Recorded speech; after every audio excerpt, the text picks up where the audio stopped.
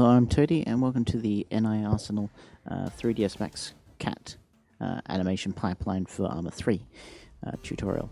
This will be running through all the steps necessary to go from editor to engine. This tutorial assumes you already have some basic understanding of 3ds Max animation, but without further ado, let's begin.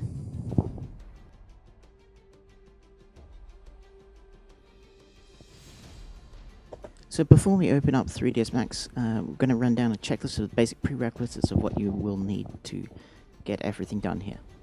You will need Arma 3, probably, the Arma 3 tools, the modding tools, 3ds Max, 2010 onward if you're using the CAT rig, and the CAT rig. So as part of the CAT rig, you are given 3 Max files. One of them is a blank skeleton, one is a pre-posed standing and pre-posed prone animation sequence. When you first import it, you will probably be asked, do you want to switch to gamma settings? I would recommend you use your own system settings.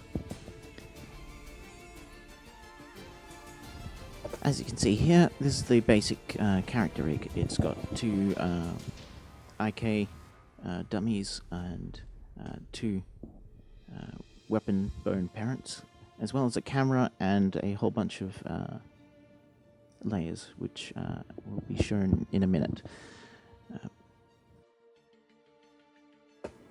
So here is the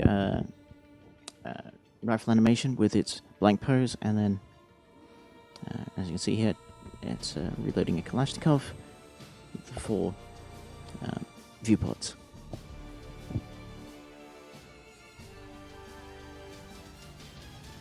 And we got the IK helpers there. There are IK helpers for the feet, weapon gizmos for the rifle and the launcher bones, as well as layers to allow you to hide and show geometry as necessary. So by default, the head and the main body are visible. What you see in red there is the CAT rig. The head has been separated to allow ease of animation from first person. IK targets, and this orange bones here are the Arma 3 skeleton as it is. If you want to create your own rig, you could just delete the CAT rig and work from just those bones. The bones are the geometry is skinned to the bones, not the CAT rig, which is very handy. And there's a default layer which you put all the non-essential governors in. Oh, and the last thing is this star, which is viewpoint orientation here. It's very handy when you're working in first person.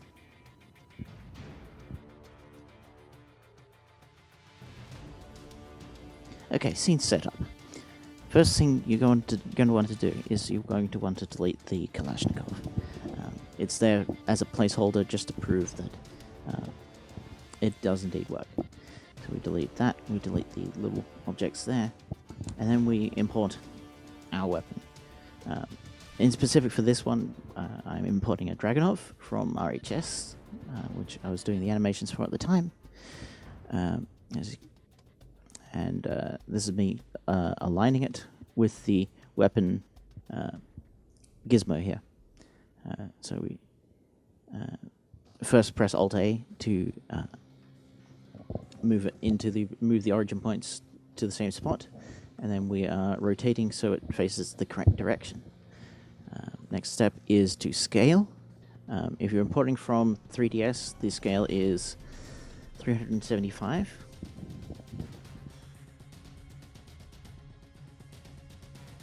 And boom, there. Next thing, deleting the giant proxy triangle there. That is the scope proxy. So I'm going to convert to editable poly. Just works better that way. Delete the giant sail, done. And so it's nice and clean. Next thing I'm going to do is I'm going to bugger it all up because I imported it as a 3DS, and 3DSs, they separate vertices along smooth groups.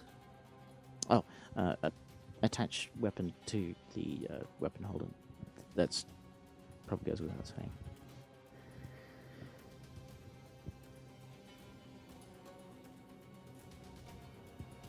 So, here we go. Yes, selecting all the vertices in the weapon and setting the tolerance for the weld down to 0.0001, so basically nothing. And hitting OK.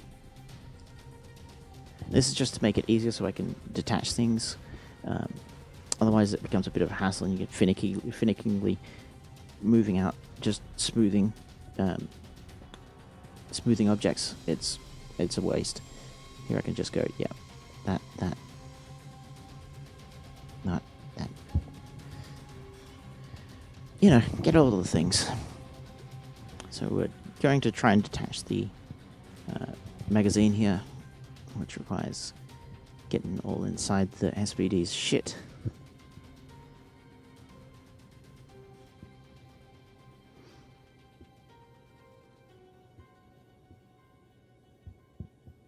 And then going up there, and then going detaching it as magazine. And I'm just going to start basically breaking apart the things that you want to animate at any one point in time in this sequence. Keep in mind that when we're detaching them here, you're not actually going to be exporting the weapons animations yourselves. So one of the things you're going to have to keep in mind is all of this stuff here, you can probably get away with doing just the bare minimum with, to be honest, unless you're presenting it somewhere. The breech face out of the bolt, and yeah, I don't think I bothered with cleaning that up. Anyway, you really can be as pernicious or lazy as you want about this. I'd go 50-50.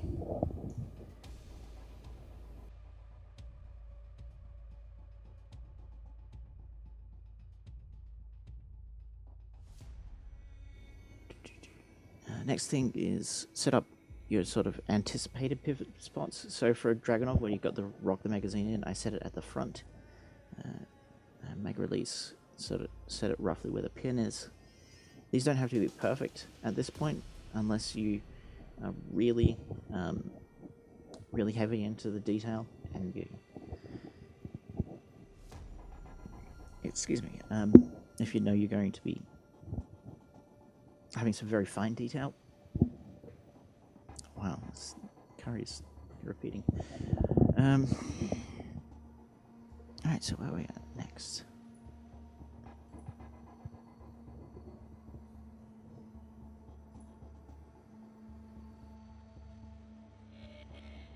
So I'm going over and I'm just making sure that there's no additional link constraints to the hand, which is important. And I'm just going to link constraint all the weapon bits to the weapon. I guess you could call it a proxy. It basically is a proxy.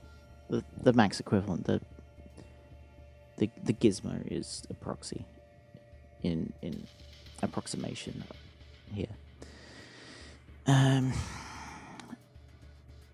Next thing I'm doing is I am selecting the magazine, and I am going link constraint. Yes, I link constraint the magazines instead of properly linking them, because then that allows you to adjust it without falling apparent at some point.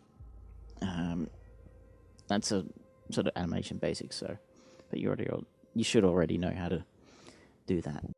Next thing we want to do is we are selecting the weapon gizmo and just deleting all the keyframes on it, because we're working from blank here. And before we are completely done, we just want to go through and we just want to set a blank default state keyframe for all the moving bits that we have. And next we move on to animating proper.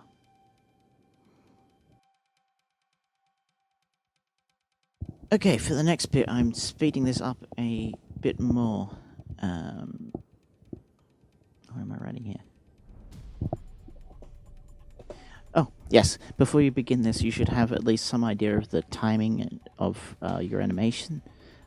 What I'd like to do is I like to have all the sound set up in the file roughly cut before I begin this particular phase. If you don't, it's not a big deal. You can just piece it together using the sound tools, which you can find in the dope sheet, which I went into there. This is going through, trying to find where the sound is. The sound is in there. Play it to myself. Yes, that sounds good. Make sure it sets to one loop, and it starts at keyframe position 1, because 0 is the reference pose. Keyframe 1 is the first frame of animation. So next thing we're doing is we are putting... we're starting to set up our basic hand positions here. The RHS SVD already has a very nice hand animation, so I'm not particularly concerned about the initial setup of these. However, I'm just going through and doing the same thing I did with the weapon to all the other bones in the thing.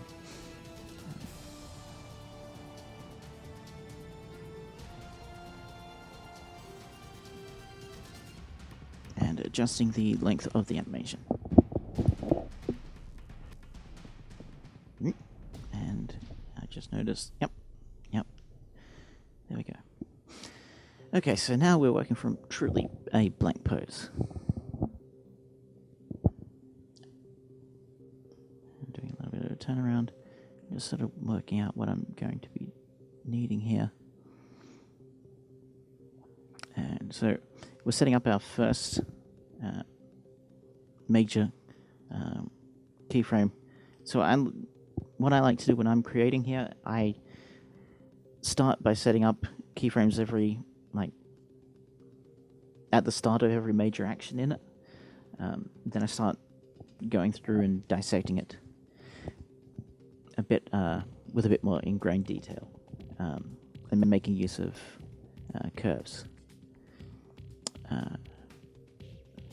So this bit this bit is where I'm basically keyframing the entire skeleton in large chunks. It's called blocking, obviously, because you're doing it in large blocks, and then you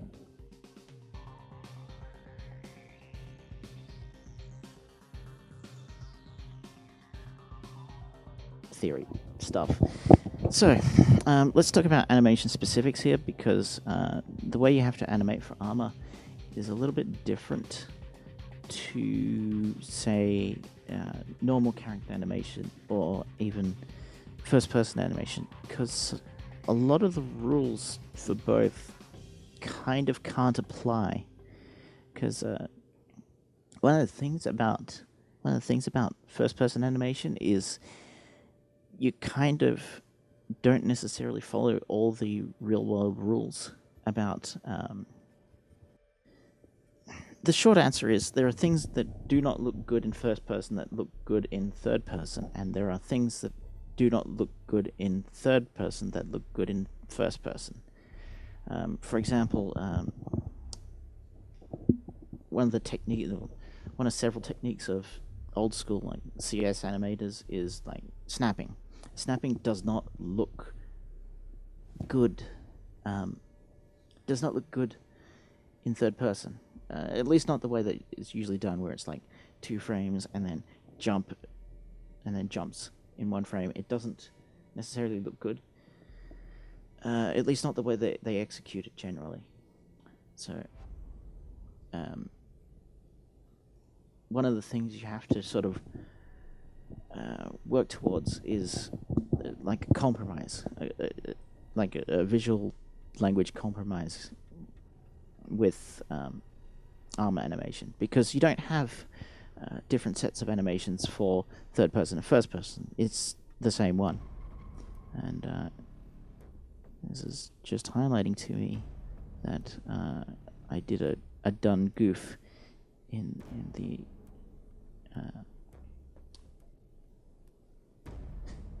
yeah, the magazine kind of does some weird stretchy shit. That's not a problem because you're not going to be exploiting the geometry, and the IK targets are following the pivot point and not the geometry, so it's not an issue. But I think I forgot to set an additional keyframe before I link constrained it, and that causes that error. So what you do, first frame animation, set the keyframe, then create the link constraint, because otherwise, yeah, you get that weird stretching. But yes, you have to sort of set your own sort of animation language. Obviously, I've got my own one that I'm sort of building over time. A lot of my early stuff had a lot of hand and head animation, and I'm trying to cut down that now. Not because it's not realistic or anything, but I'm having... I don't know. It sort of creates a roller coaster effect, and it's kind of awkward. It's just one of these things. Because you're dealing with the third and the first at the same time. You know, things.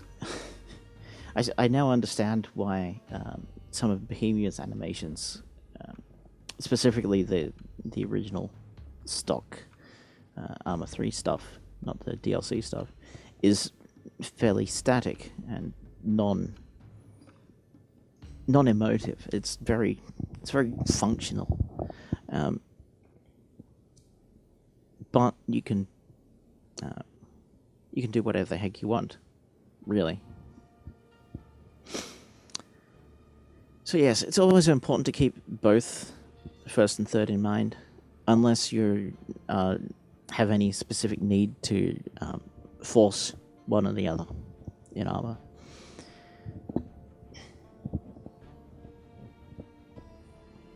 So I'm going through, and one of the things I do with all my animations is I just assume that this is a dump pouch, and right or wrong, all the default LBEs all have dump pouches on them, as far as I can remember. So I'm using that to my advantage to have a point where magazines go.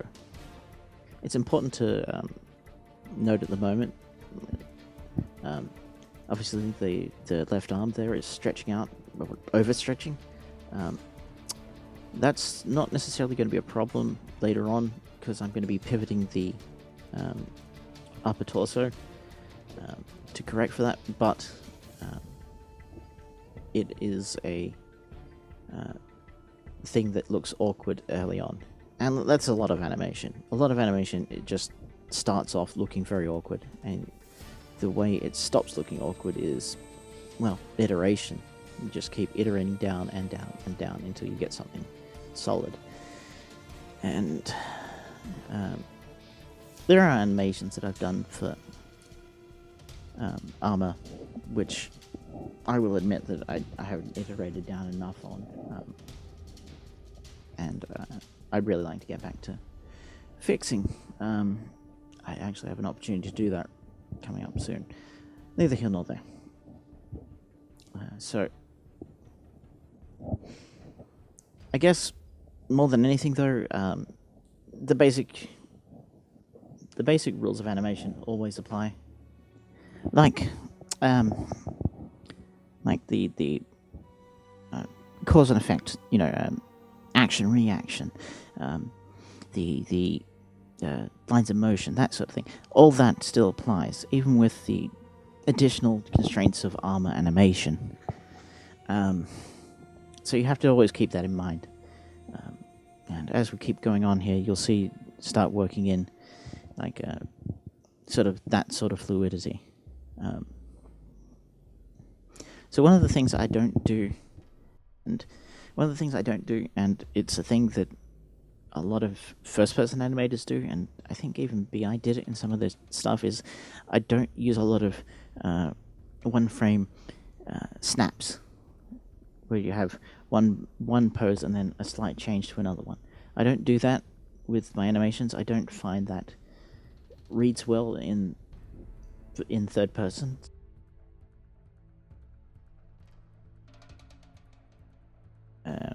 It doesn't feel natural. So I'm always trying to find like a compromise next frame, like 2 or 3 frames out. If that makes any sense.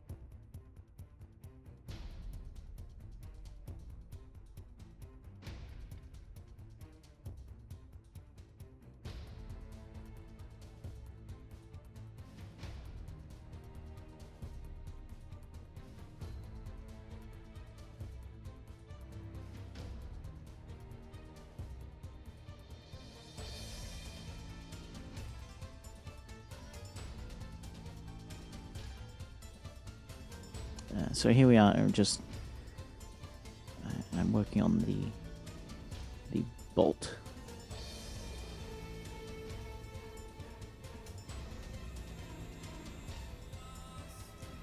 And someone distracted me there for a couple of seconds. So yeah, you can already see in fast motion. You can see there's a little bit of rocking and change of the center of gravity. And that's entirely intentional.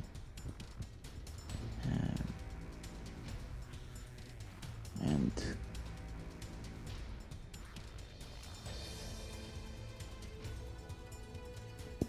one of the things I like to do is I like to draw the weapon around when I'm animating. Like, so when people animate weapons, particularly in first-person animation, it's always box into a box. The weapon stays static, and the magazine goes to the weapon. And knowing like body mechanics, that doesn't necessarily always happen. It doesn't work that way, because when you're doing something, you're always trying to speed it up as much as possible, and the easiest way to do that, even just slightly, is to split some of the difference between the two things you're trying to connect.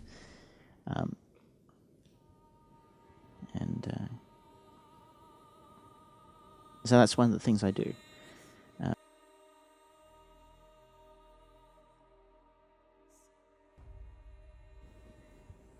Like, for example, here, yeah, you can see it in the bolt animation there.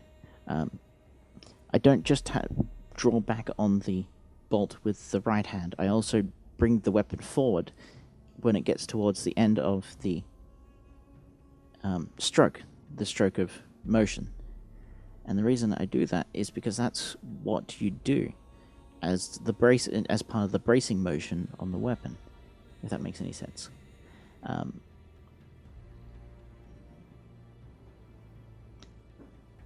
also have a slight draw back when you're pulling back on it. So right here, can you see? Let's see if I do it. Just adjusting out the keyframes here. The transition from hand pose to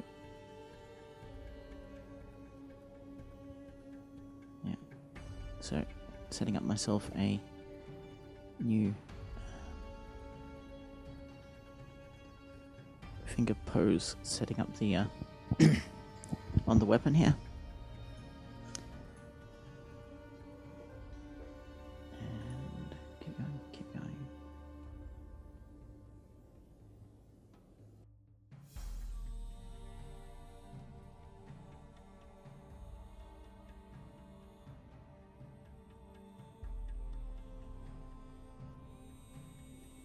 tuck the thumb in. Tuck the thumb in as much as humanly possible. And there we go. Get a good bite angle on it like that. So I got all sorts of like internal getting all sorts of internal slang for describing how hand poses feel. So that I would call that a bitey one, because it feels like it's like really trying to grab very voraciously on it, if that makes any sense.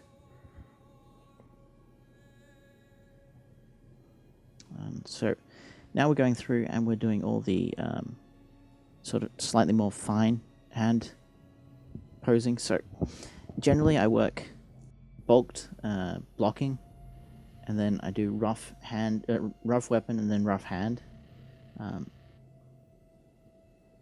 Sometimes I do the magazine with the magazine with the weapon.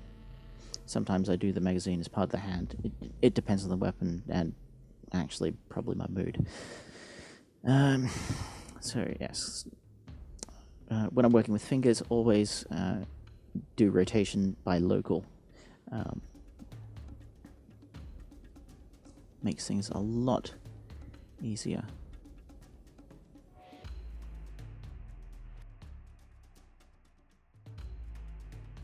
You can see when you're coming up on the charge there, there's just a slight like drawback on the SVD there when you pull the bolt handle, and then it goes forward, because that's what happens. You got inertia. You got the inertia of the overcoming the initial inertia of the bolt, and then you've got the bracing that overcompensates. So there's all these small little bits of animation and like motion that you can always choose to accentuate or decentuate as part of your like stylistic choice. I like the small things, to be honest. They're what make it. So you can see we're going. It's got a slight upward angle because you've come up and you've sort of pushed up on it as you're grasping. And then you've got a forward motion as you're sort of rocking, and then it drops. All these things play into it. I guess there's only so many ways I can say some of this stuff, but whatever.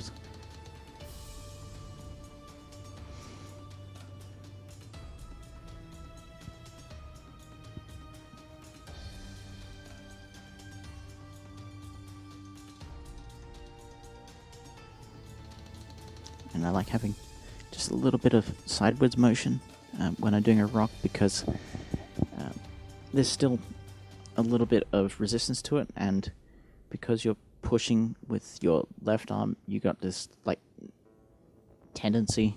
There's a slight leftward tendency for the direction of motion.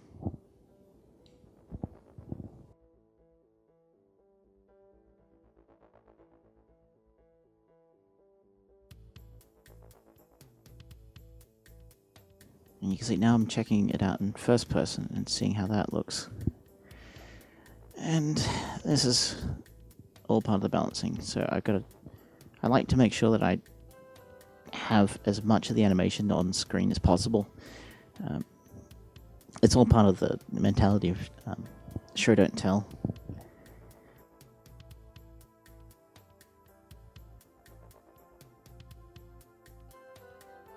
The last couple of projects I had on Source, you could get away with a lot with hiding things off screen space.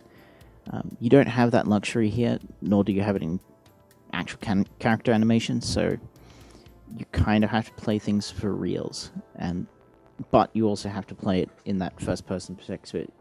You have to play it in that first-person perspective. It has to read well in both. What I'm saying. And there's only so many ways I can say that, but it really is like the most important thing.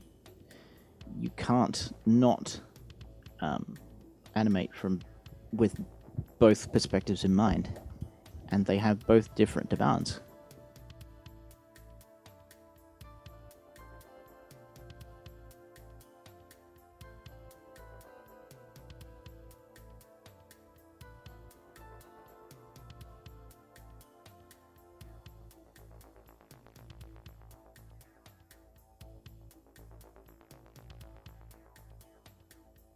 Right, so yes, we're going through and we're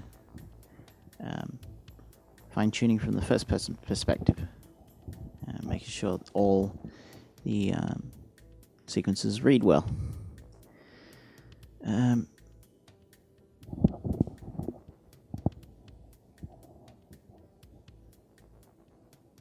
Don't be afraid when you're building this, when you're building your animations, to like heavily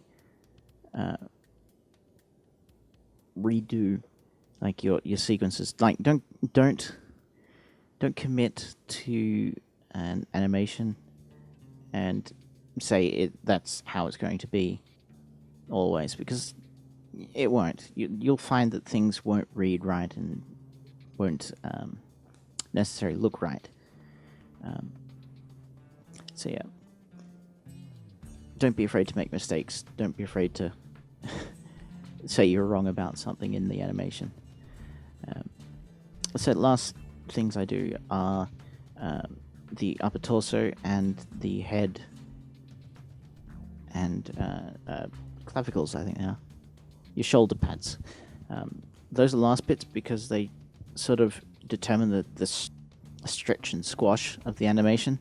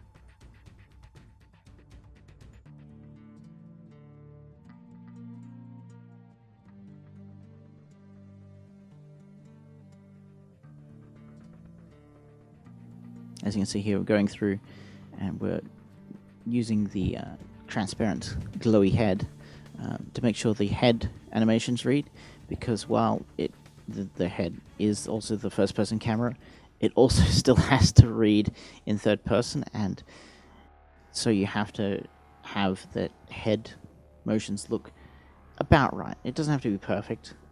I certainly wouldn't expect every animator to get it necessarily right first time, but you do sort of have to play with that in mind.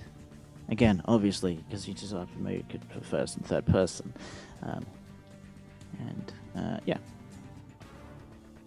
So I'm adding... As you can see, I've decided that something was not right about the transitions between the mag release and mag insert. So I'm doing corrections. And yeah, like I said, don't be afraid to throw out something if it's not working. Don't try to make something work if it's not going to work ever.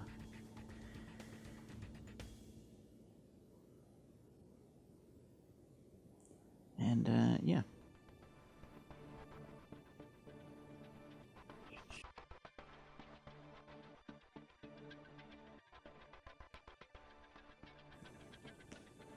That's my favorite hand pose right there.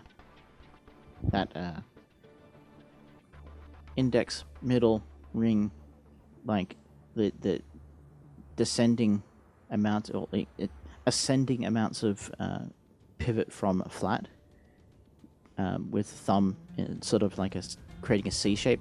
That's sort of like the default.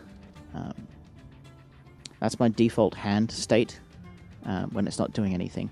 So in between grabbing something, pushing something, holding, lifting, whatever, like ascending fingers, ascending rotated fingers, C clamp thumb, because that's sort of how the hand just defaults to. And even though the rig doesn't have it in that default state, that's basically where you are. And with all that, we're done basically with the first set of animations. Stand by for the next bit.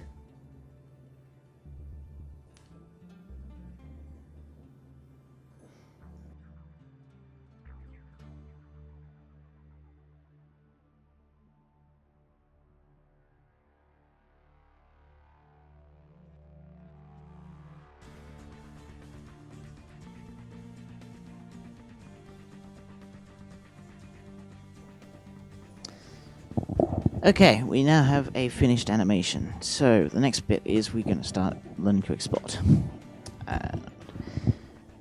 Before I do, I'm just going to do a little bit of a show off of what it all looks like. So everything we've been showing with the cat rig, it all boils down to moving the skeleton, which is hidden, and it's purposely hidden because it's pain in the neck to work with, and quite frankly, it's not important. Not important to work with, and you can fuck things up pretty badly if you fuck with it too much. But working with a cat rig makes this easy.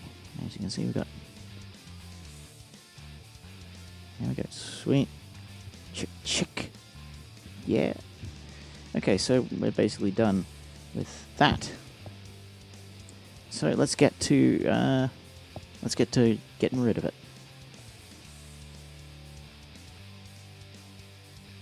First thing we want to do is we want to use the name selection up there for skeleton. If you don't have the skeleton visible, it will bring up this warning. Hit no. There we go. And just make sure that... There we go. So there we go. Export selected. I am going to export this as an Fbx because we can do that now. This is... The whole thing about this is we're cleaning up the pipeline. So I'm going to save it in my favorite format here. And I'm always at the prefix of whether it's a standing or prone reload. That's important. It will be important later. So yeah, this is cleaner than it was before. This is definitely the easiest way to get animation into Object Builder. Right, Fbx Settings. So, dialog pops up here. Probably the most important things are to make sure that Bake Animation is selected. You have the right time frame set. And you have Resample All enabled.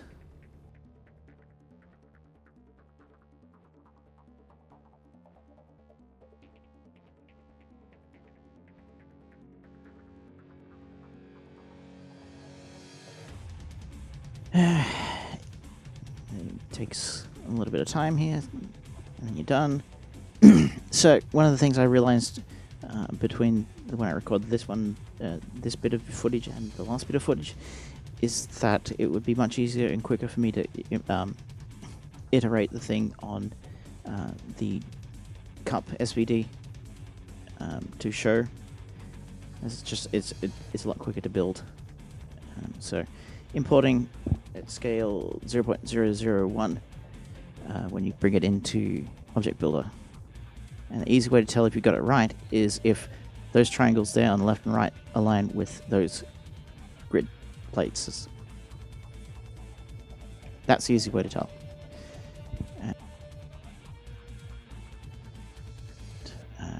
Now that's done. Right click, export. Right click, export matrices. And I'm going to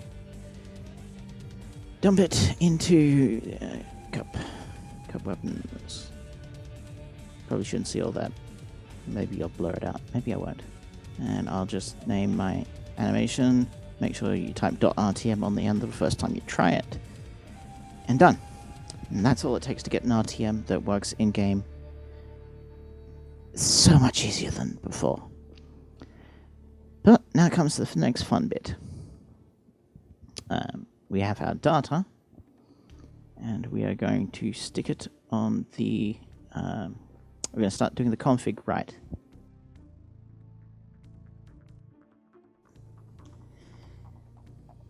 And cutting for brevity, we are now just going through, and I'm doing a whole lot of copy-paste. If you really want like an in-depth example of the code, you can check out the NIARMS GitHub. It has multiple examples of how to implement an animation. So I've got this all sped up just for the sake of it. So yeah, I'm just creating new entries for the actions and gestures in all stances.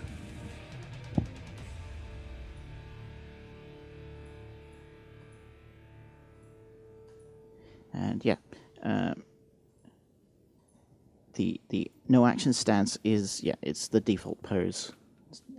If there's no other defined stance, it defaults back to that one. Okay, one last thing that I probably should have in slow-mo, not on slow-mo, is working out the IK curves. So IK curves are what works out the interpolation between, for the hands, between whether they're gripping the weapon or whether they're following the animation sequence. So right here, what I'm doing is I'm working out what the exact points are that what frames I need to have them in full control of the animation, or full control or full deferration to the hand gesture. So I'm trying to work out is probably where the clean point is on the right hand, left hand. So the rule of thumb is to get the values for it. It is whatever the frame is divided by the total number of frames. And it's a comma separated list.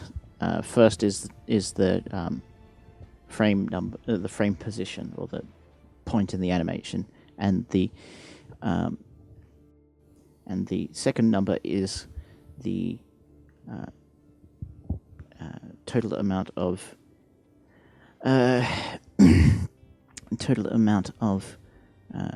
IK.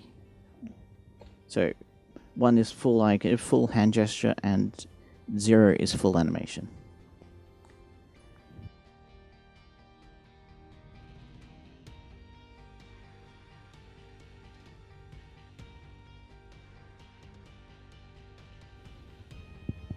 Doing some more math. I always bring up the calculator because I don't do brain math good. I'm smart, but not smart enough.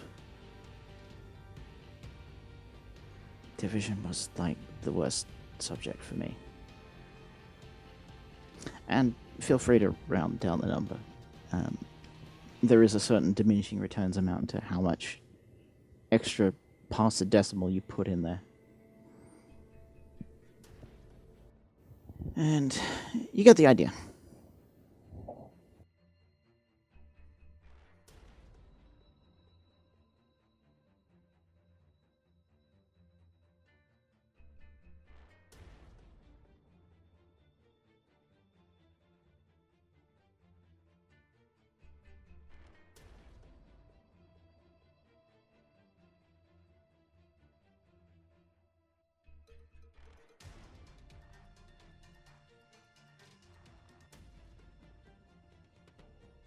Finally, we get down to the brass tacks. We're basically ready to build this thing. So I'm just going through, making sure that left and right IK rig return states are in on both animations. You can also see that I've duplicated the starting animation into the prone animation, and I'll show you why when we get in game.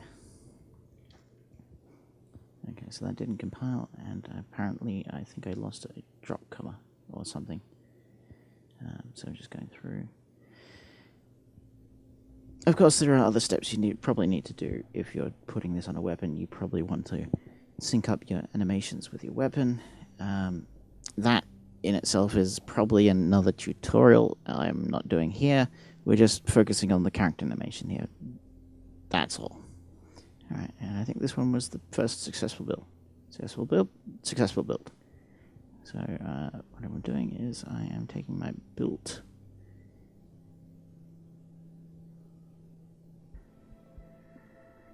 thing, moving into the right folder, and now we load Arma. For me, this is going to bring up an error, and I know it. For anybody's asking, I still run hard drives. And black screen. No, I'm just kidding. Here we go. In-game Dragunov with your reload.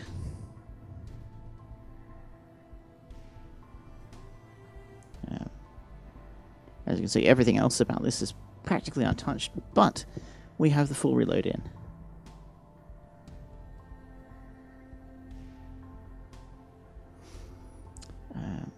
Yeah, you should feel pretty proud of yourself.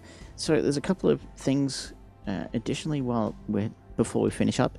There are two important commands in the config that I probably should bring a line to. Alright, let's go back a bit. So the length of the animation can be expressed either as a seconds per frame positive value or a negative total time running in seconds value. I discovered this, and I personally really prefer the second. It's much less math to work with. It's much more convenient. And head bob. Head bob determines how much the animation has, how much effect the animation has on the camera. Arma default animations have it at 0. Oh, and here you can see why you need to do your own prone reloads, and why I included a sample one of those as well. So yeah, that's about it. That's every single step of animation. Thank you all for watching through this. If you found this valuable and you are very much interested in animation and whatnot, if you'd like to see more Arma content, or can just continue expressing gratitude or whatever, I have a Patreon. I greatly appreciate it. Thank you very much for your time.